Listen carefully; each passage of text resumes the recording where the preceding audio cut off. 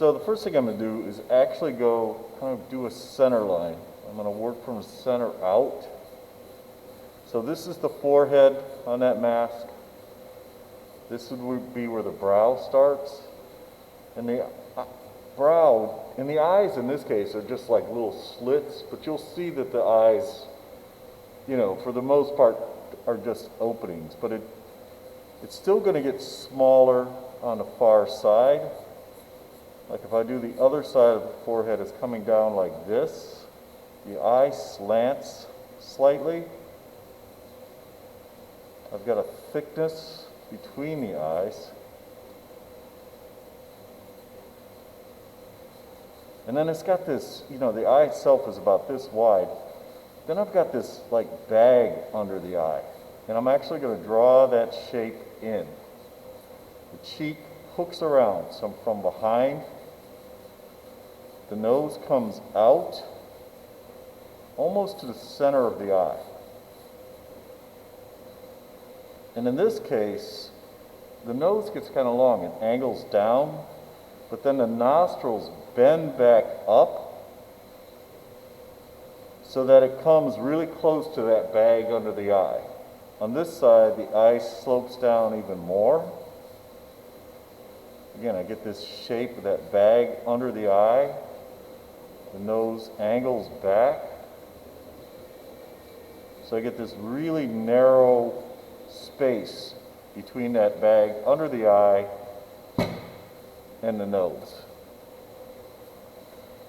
I've also, and it's not going to matter for this, but what will matter when you do the wash, you want an angle on your drawing. If you're at one of the new drawing horses, you want to make sure your top has an angle towards it. You can see I've tipped mine.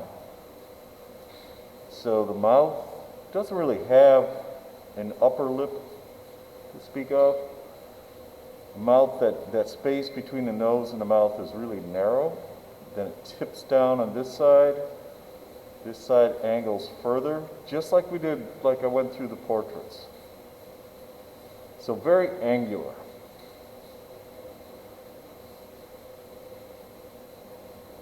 Chin has that same kind of foreshortened shape.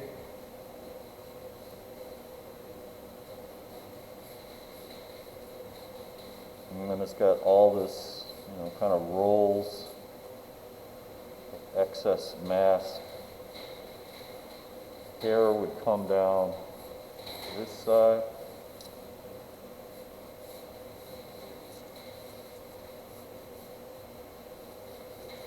It's kind of angling back slightly.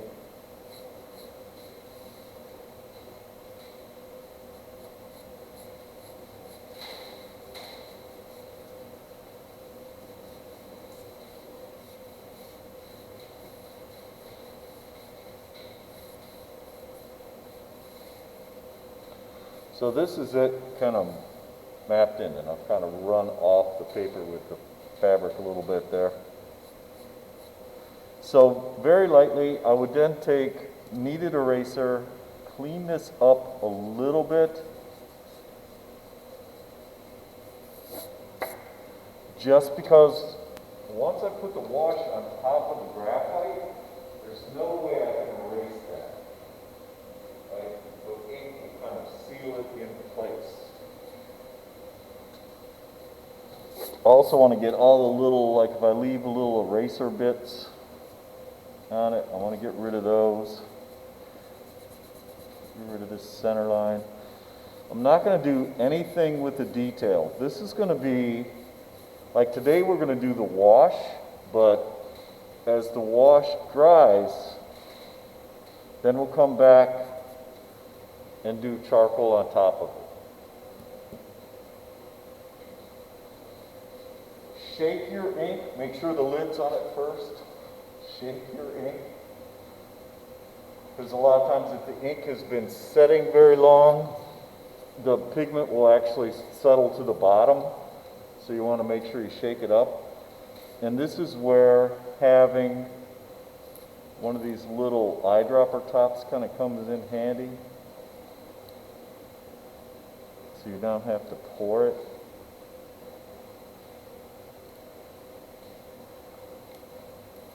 Make sure your ink top is back on. But I've put just enough ink in there that when I swish it around, it just covers the bottom of the cup, right? This stuff is so dense. I'm going to add just about 3/4 of an inch of water. Just about, that far up on the cup. I don't know if you can see that.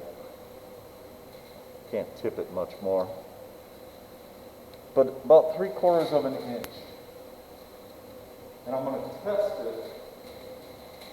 You will want to do this on a separate sheet of paper, because you're going to want to kind of practice with it before you start doing the wash. So I'm just going to test it down kind of at the bottom.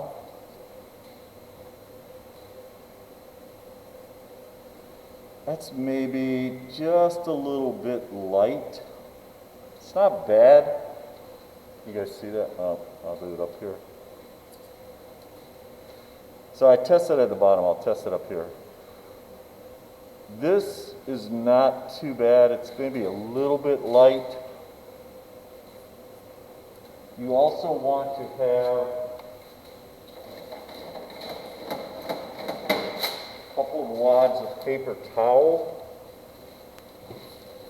Not only in case the ink kind of gets away from you, but also we can pick up, if you blot your brush, you can actually pick up ink by just touching it. It'll draw the ink off the paper.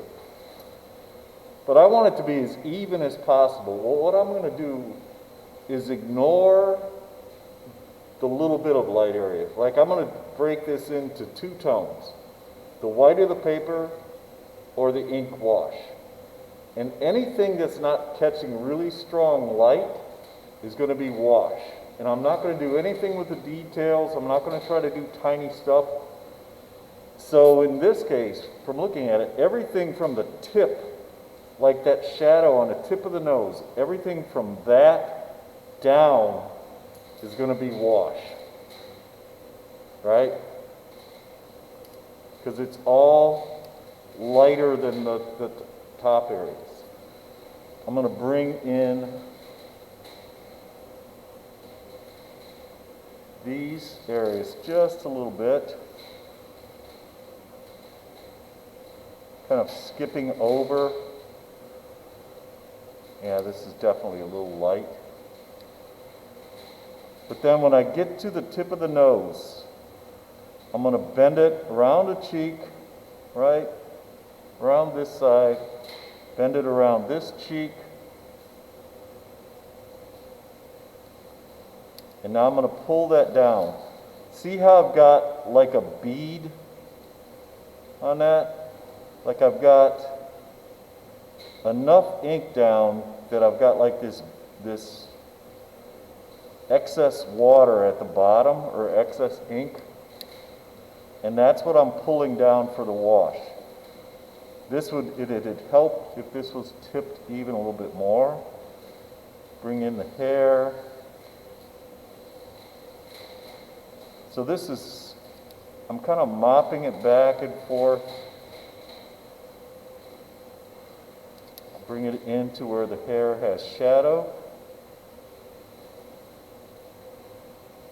And break that up just a little bit.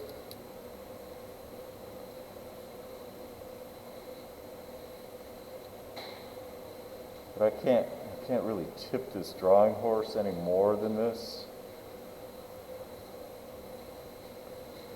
But it's almost like a controlled spill. The way you keep it from having a seam in it or brush marks is that this bead just keeps kind of flowing, just keep pulling that down the paper